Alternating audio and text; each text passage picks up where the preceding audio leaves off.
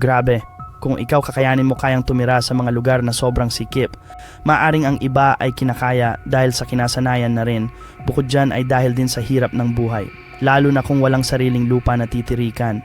Pero kung yung sobrang siksikan na talaga, siguro ay mapapaisip ka na lang. Tulad ng mga nasa videong ito na ating mapapanood. Kaya tara, sama-sama nating alamin kung ano-ano nga ba ito.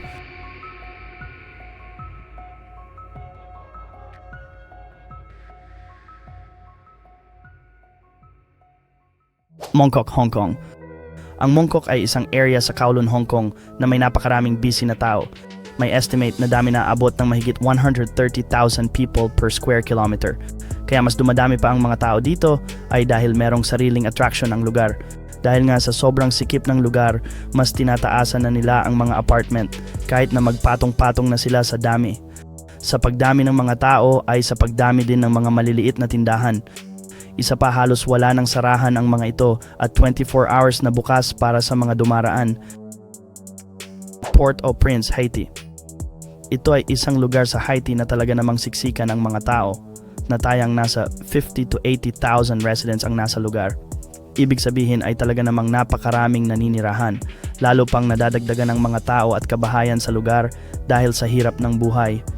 Mula sa probinsya ay lilipat sila dito dahil sa pag-aakalang gaganda ang buhay nila.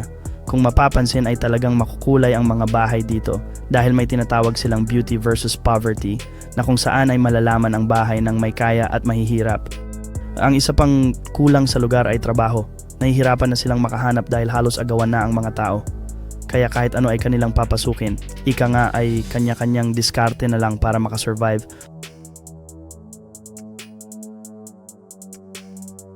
West Point, Monrovia, Liberia. Ang West Point ay ang capital city ng Liberia at sa ngayon ay ito na ang pinakamalaking informal settlement sa syudad. Kung titingnan mula sa ibabaw ay talaga namang nakakagulantang. Narito na ang lahat, syempre isa na ang pagiging mahirap ng buhay. Ang estimate na dami ng nakatira dito ay humigit kumulang 70 to 80,000 residente. Maliit lang na bayan kung susumahin, pero sandamakmak ang mga squatter area sa lugar. Walang kalinisan sa lugar kaya mabilis na kumakalat ang disease sa paligid tulad ng cholera at Ebola. Syempre kung magkakaroon pa ng malakas na ulan ay kawawa ang mga nakatira dahil sa baha. Santa Cruz del Islote, Colombia. Ang lugar na ito ay isa lamang maliit na isla ng Colombia sa Caribbean. May sukat lang naman ang isla na halos 12,000 square meters.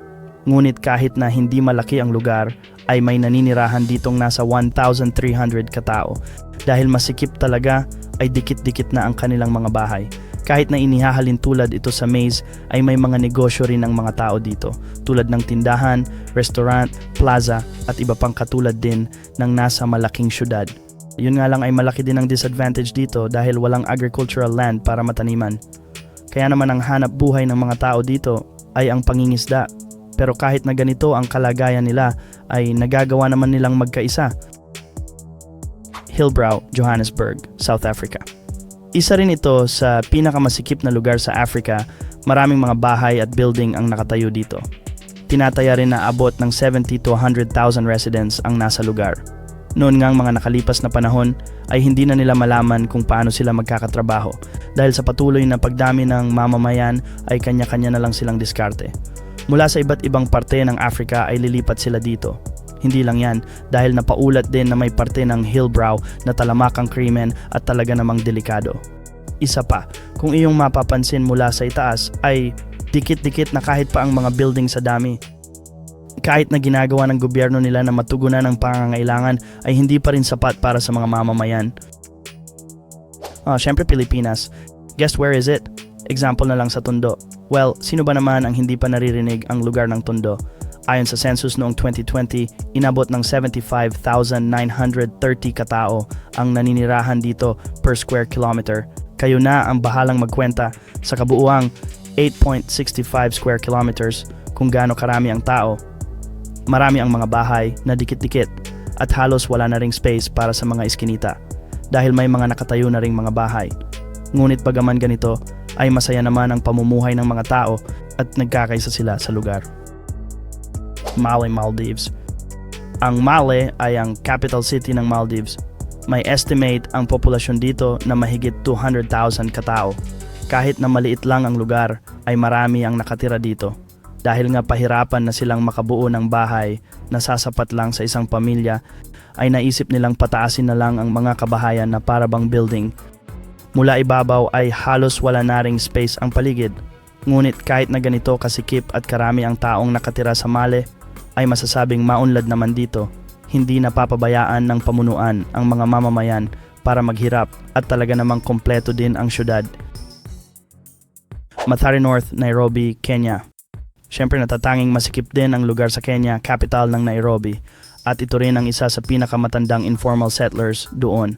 Ngunit kahit na maliit lang ang Mathare, ay tinatayang nasa 80 to 100,000 katao ang naninirahan dito. Una ay mahirap ang buhay dito, lalo na sa sobrang kakulangan sa trabaho, kahit pag-aaral para sa kabataan ay kinukulang din. Maging ang mga daan ay hindi na magawa sa kadahilan ng kulang sa pondo, kaya maputik ang bawat kalsada lalo na at nababasa. Hindi lamang yan, dahil ang pinaka nahihirapan sila ay ang kakulangan sa tubig.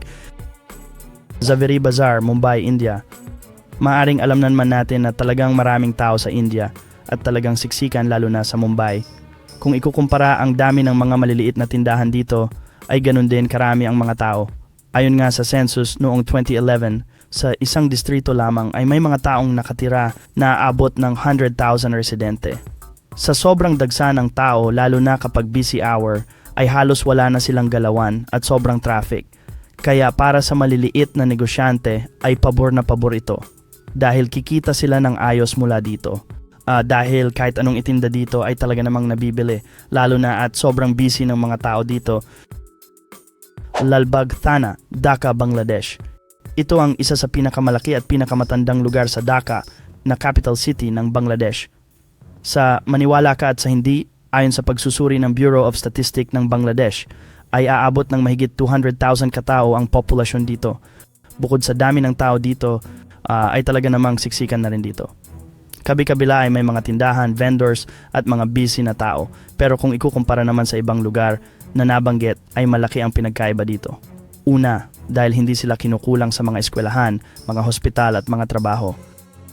Imbaba, Cairo, Egypt.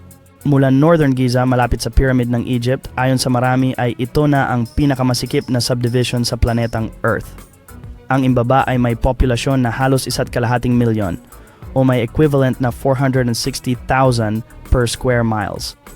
Dumami na ng dumami ang mga tao dito dahil sa halo-halo na ang mga nakatira dito, tulad ng mga dayuhan at talagang taga rito. Karamihan ng ikinabubuhay ng mga tao ay ang maliliit na business tulad ng pagiging vendors at iba pa. Nagkakaisa ang mga tao dito dahil hindi sila naglalaglagan tulad ng iba. Sila pa ang nagtutulungan para hindi maiwan ng iba. Pero hindi ganong kaunlad ang lugar dahil halos walang public transportation. Maging mga bahay at building ay kinukulang na rin sa dami ng tao. Yan lang muna ang mga video natin sa ngayon. Ikaw, ayos lang bang manirahan sa lugar na ito? Gayong siksikan at sikip sa lugar ang mga kabahayan. Kaya comment ka lang sa ibaba ng channel na ito at pag-usapan na yan.